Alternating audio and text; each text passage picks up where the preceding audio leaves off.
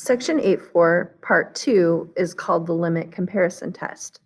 The goal for this lesson is for you to be able to use the limit comparison test to determine whether a series converges or diverges. If you remember from example 1, Part C, we actually tried to apply the comparison test to the sum you see here in Part A. The problem was that we would have naturally been comparing it to something that converged, but the value of these terms were above the value of the series that converged, and so the logic wouldn't hold for the comparison test. So what's nice about the limit comparison test is it typically works like a charm on situations like this, where you had something that was very close to working for the comparison test, but the logic wouldn't hold. So let's talk first about what the limit comparison test is, and then we'll come back and we'll use that to determine whether the series you see here in parts A and B converge or diverge. So for the limit comparison test, I really like to just kind of start out by drawing a picture.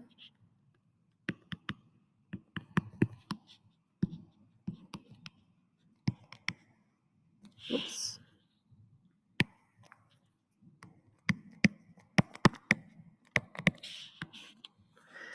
So here's a fun little picture.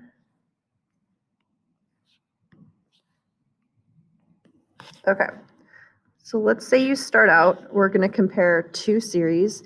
One will be a sub n and the other one is b sub n. So let's say when n is 1, let's say a sub 1 is here and b sub 1 is here. So when n is 1, a sub 1 is higher.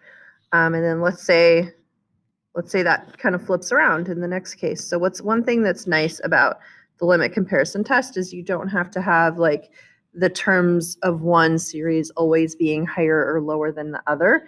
As you can see here, I've kind of have them flip-flopping a little bit. So let's say now a sub 3 is higher than b sub 3. I guess I should add in a 2 and a 3 here.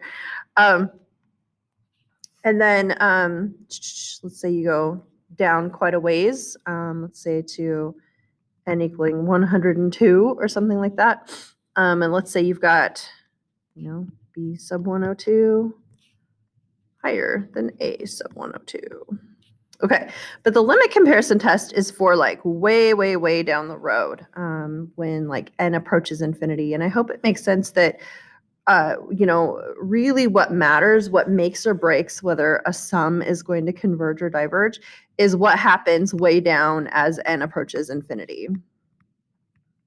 Right? Like if you were to stop at, even like the 1000th term and stop adding things together, then you'd be adding a finite number of finite numbers. So of course it would, equal something finite. So basically what makes or breaks a series is what happens as the number of terms approaches infinity.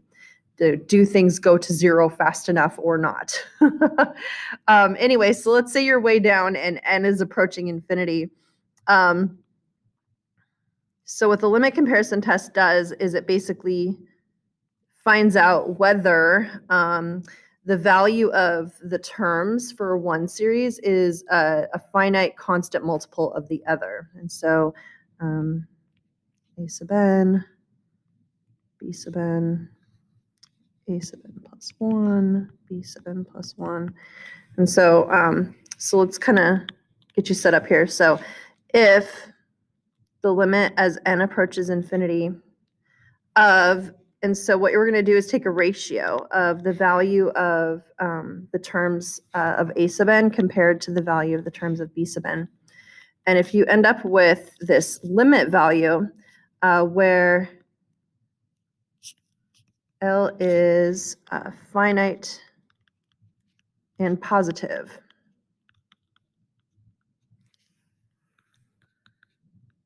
then so now let's talk about what that would mean.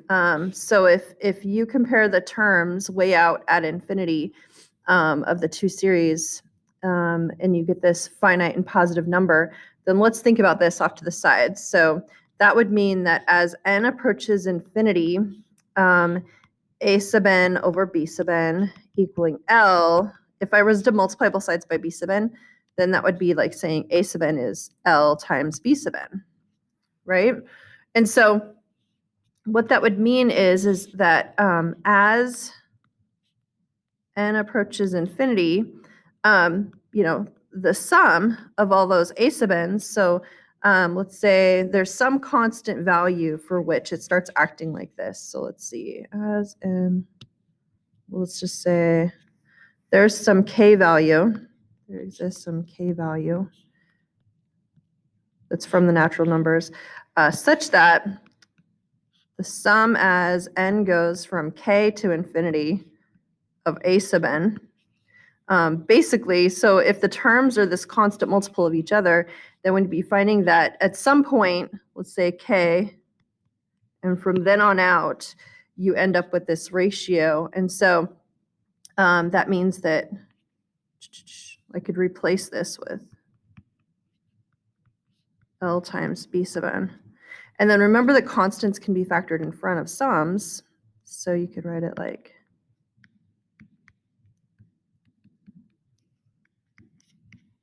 right? Okay, so here's the scratch work off to the side. Now let's make our conclusion. So let's say that B sub n converges. Well, that would mean that it adds up to something finite. And so you'd end up with something finite compared to, and if L is finite, then you'd have a finite times a finite. And so basically, if the sum of all the B sub n's converge, then so do the sum of all the A sub n's. And then what if the sum of all the B sub n's diverges?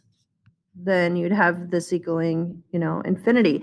And how do I know it's infinity? Well, because the terms are all positive, and so that it would definitely diverge in an adding to infinity way. And so you'd have infinity times this finite number, positive finite number, and so you'd end up with infinity. And so if the sum of all the B sub n's diverge, then so do the sum of all the A sub n's.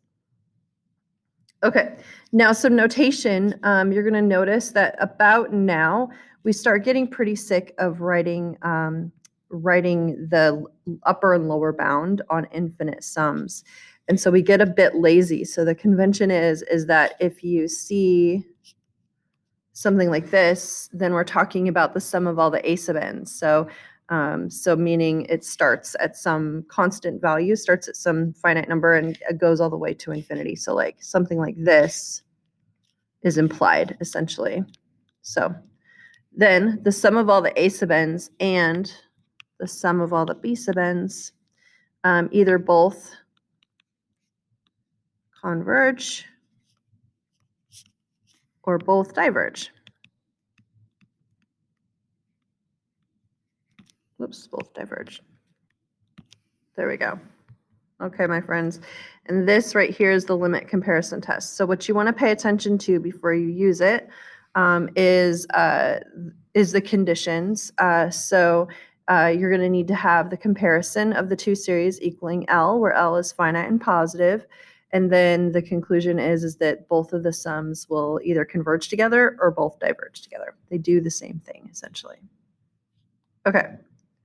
So now let's look at part A here in terms of the limit comparison test. I'll do part A with you, and then I'll ask you to try, sorry about this, I'll ask you to try part B between now and the next video.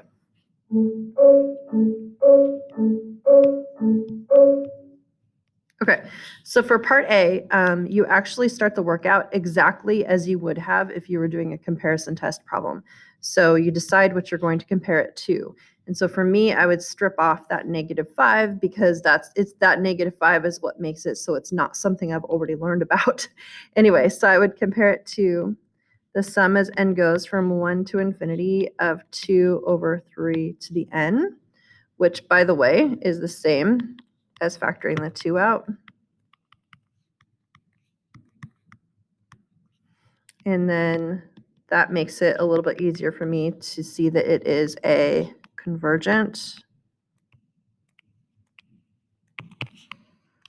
geometric series And in parentheses, I'll just kind of mention, hey, by the way, the reason I said that is because your common ratio is 1/3.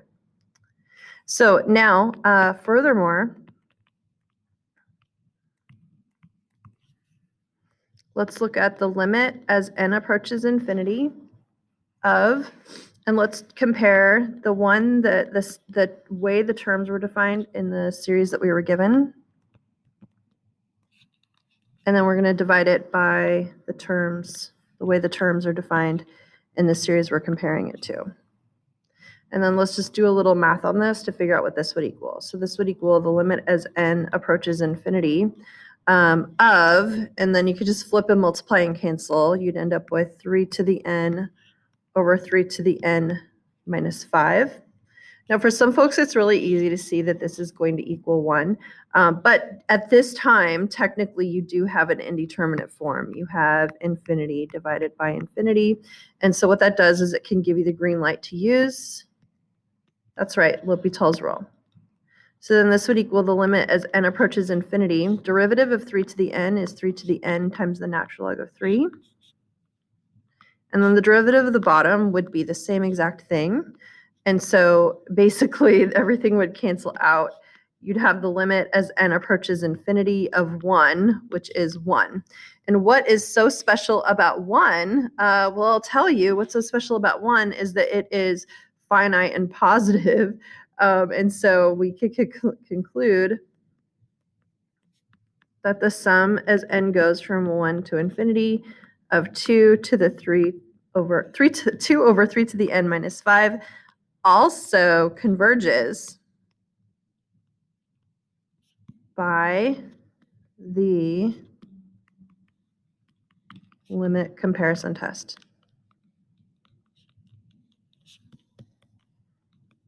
There we go, and we're done. Okay, so now that you've seen how to do part A, I'm going to butt out and let you try part B on your own. You do need to get that independent practice as soon as possible to make sure that you've got this theory. Chapter 8 is a sneaker chapter.